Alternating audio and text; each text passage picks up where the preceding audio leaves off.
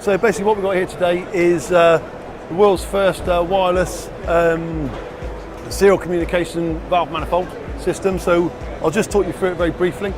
Most people are familiar with having a valve island onto a network, and often with digital I/O as well. That's pretty common in the marketplace. But what we've now got is where you've got one node on your network, one Ethernet IP node on your network, that can now link out wirelessly to up to 127 slaves.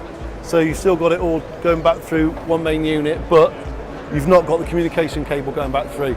So this was originally designed for a major car manufacturer, where they wanted to eliminate the communication cable on a robot head. If a robot communication cable breaks, it generally takes a robot out for up to about 6 hours. So they wanted to eliminate that downtime. So this allows them to remove the issue point, which was the comms cable. So yeah, again, just moving forward with technology.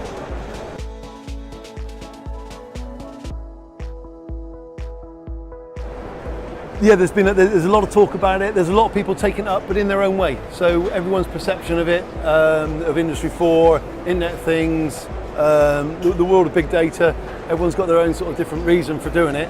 I've got to be honest, we've probably found that if it helps people, manufacturers, build machines quicker, if it helps them ship the product quicker, invoice it, and get paid for their machine quicker, they're keen to take it up.